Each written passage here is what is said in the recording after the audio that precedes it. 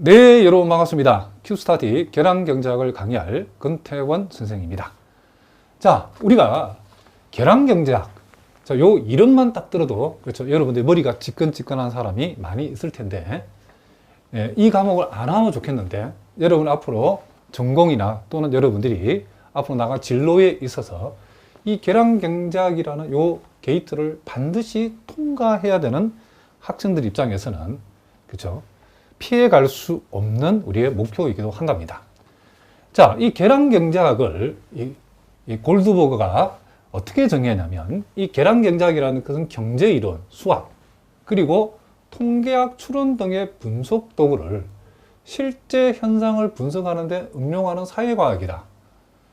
자, 그러니까 여기 보니까 경제도 있고 수학도 있고 통계학도 있고, 그러니까 계량경제학 속에는 그렇죠. 경제학, 수학, 통계학이라는 세 과목이 융합되어 있다는 것을 우리가 알 수 있답니다.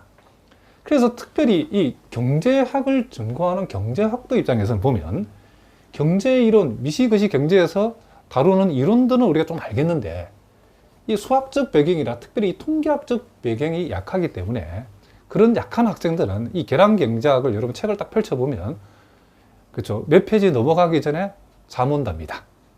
아마도 여러분들 경험해 봐서 알겠죠. 그래서 이 계량경제학이라고 하는 것을 우리가 접근하기 위해서는 경제이론뿐만 아니라 수학이나 이 통계학적 이론들을 철저하게 준비하지 않으면 여러분들이 이 과목을 도저히 소화할 수 없답니다. 자, 그래서 우리가 Q스타디에서도 이 계량경제학 과목을 사실은 몇 년 전부터 학생들이 개설을 끊임없이 요청해서 선생님이 연구하는 중에 이제 이 계량경제학 강의를 우리가 개설하기로 우리가 결정을 했을 때에 많은 학생들이 계량경제학 강의가 개설되기도 전에 우리가 이 사전 등록을 받았는데, 그렇죠. 우리가 사전 등록 이벤트를 했는데 50명 정도의 학생이 단 며칠 만에 다 마감이 되는 그럴 정도로 여러분들이 이 계량경제학을 필요할 학생들이 많다는 것을 선생님이 절감을 하고 또 마음에 굉장한 그 책임감을 가지고 있답니다.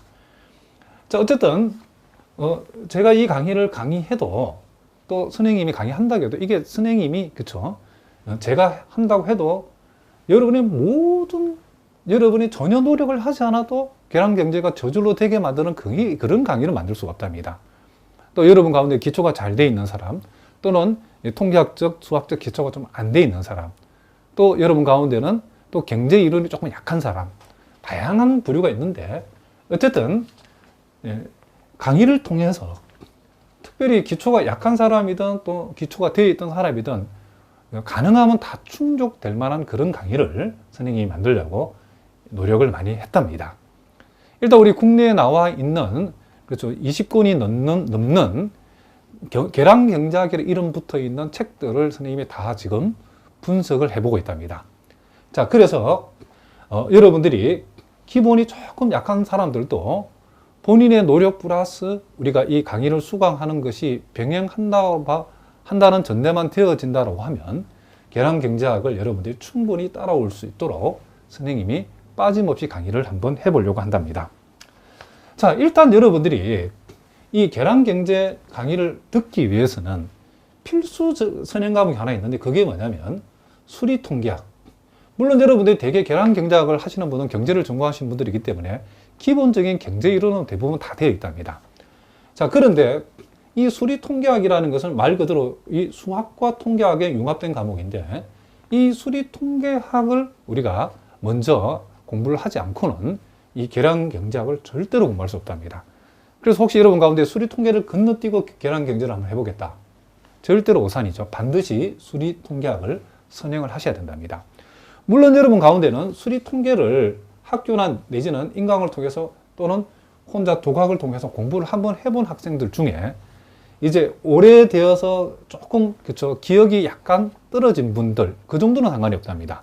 선생님이 요 계량경제학 강의할 때 수리통계학 핵심적인 내용들은 다시 여러분들이 복습을 시켜주면서 강의를 진행할 예정이기 때문에 수리통계학을 전혀 공부하지 않는 학생은 안 되지만은 수리통계학을 한 번 이상 학습을 해본 학생이라면 충분히 따라올 수 있도록 선생님이 그렇게 강의를 진행해 볼 생각이랍니다.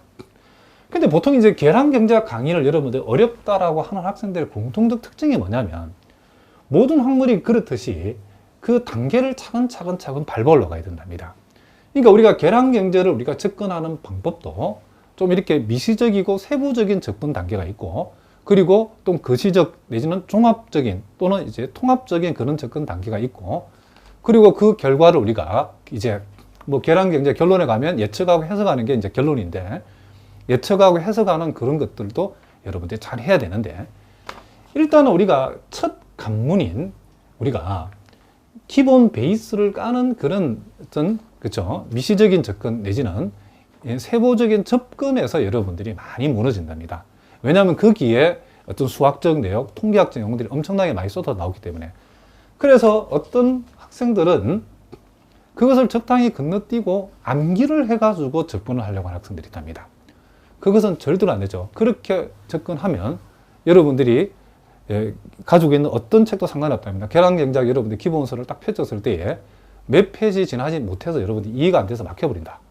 그것을 여러분들이 꼭 기억하시기 바랍니다. 자, 그러면 저하고 여러분들이 이 큐스타의 계량경제학을 강의를 들으면서 여러분 진행하려고 그러면, 자, 구체적인 내용을 얘기하기 전에 여러분들이 강의를 시작하기 전에 저하고 한번 약속을 하셔야 되는데, 이 큐스타디 계량경제학 강의를 수강하는 방법은 첫째는 여러분들이 자 먼저 선행되어야 되는 게 뭐냐면, 여러분들이 가지고 있는 계량경제학 기본서,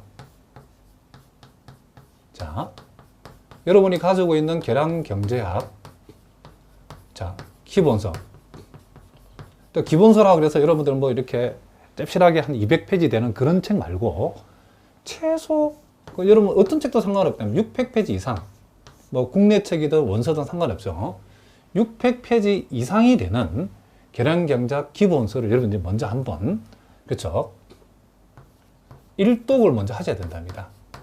그러니까 이거 처음부터 끝까지 다 읽으라는 것이 아니고 우리가 진도 나가는 부분에 해당되는 강의를 여러분들이 기본서를 먼저 한번 읽어보시는 거예요. 이 여러분 기본서를 읽어보면 대부분의 학생들은 그렇죠 한 3분의 1도 30%도 이해가 안 되는 말로 가득 차 있답니다.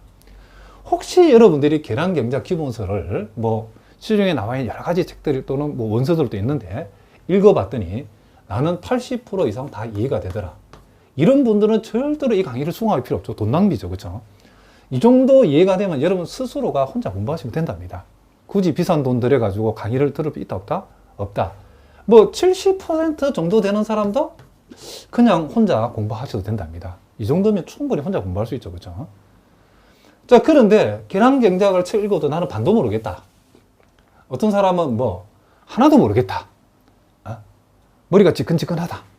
바로 이런 학생들이, 그러니까 여러분들이 이 먼저 읽어보라는 것은, 계량경제학 기본서를 먼저 일독을 해보라는 것은 강의를 듣기 전에 진도 나갈 부분을 먼저 한 번 이상 읽어보라는 이유는 일단 계량경제학에서 뭘 다루고 있는지, 그리고 그 다루고 있는 것 중에 내가 알고 있는 것은 어떤 것이고 내가 모르는 것은 어떤 것인지, 그런 어떤 절박함을 가지고 강의를 보셔야 된답니다.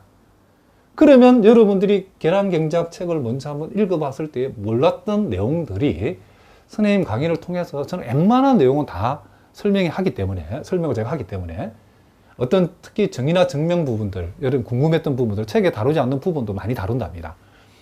그래서 그런 강의를 통해서 여러분이 내가 무엇을 모르고 있는지를 알 때에 강의를 들을 때에 여러분들이 느낌이 빨리 오고 빨리 이해가 된답니다.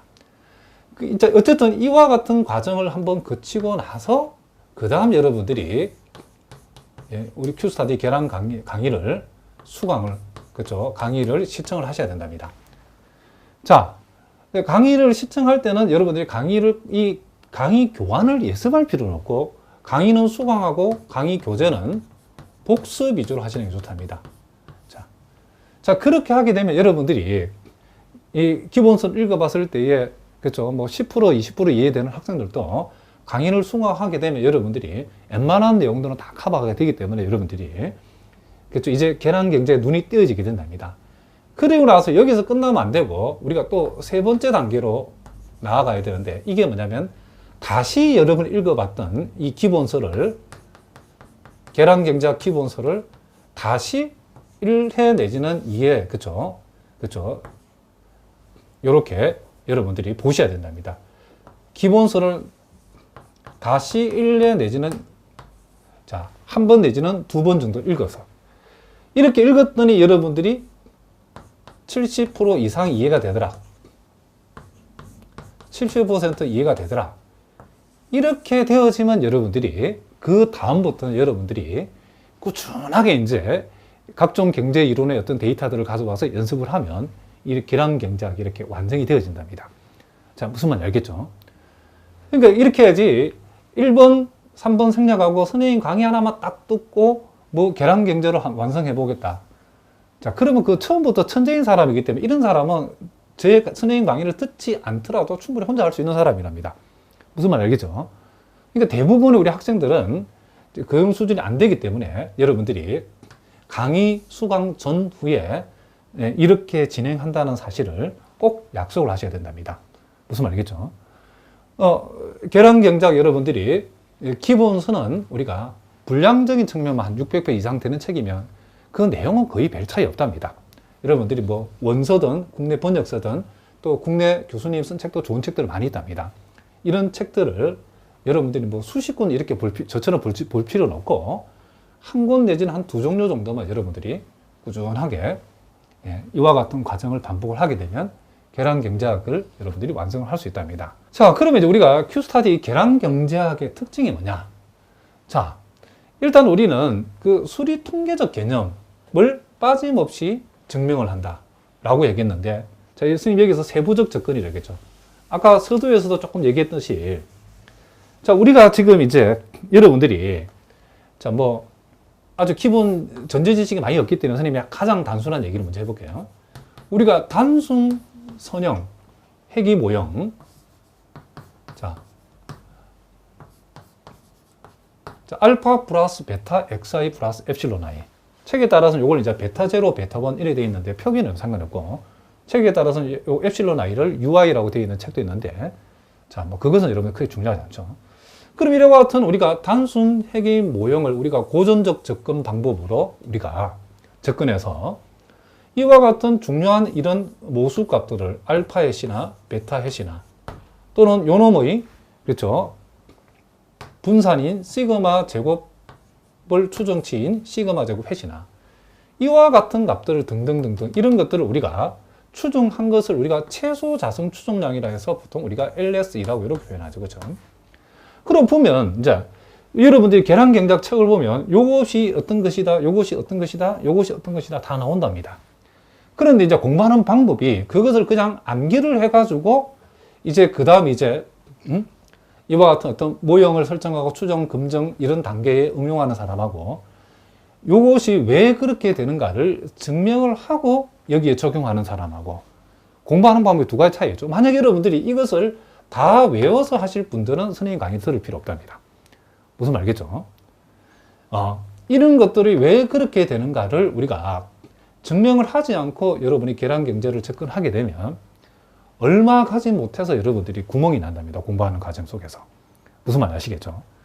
우리가 모든 어떤 이론이나 어떤 개념이나 정의야 이런 것들은 일단 여러분들이 어떤 증명을 통해 가지고 정확한 정의, 그 정의가 왜 그렇게 되어졌는지, 예?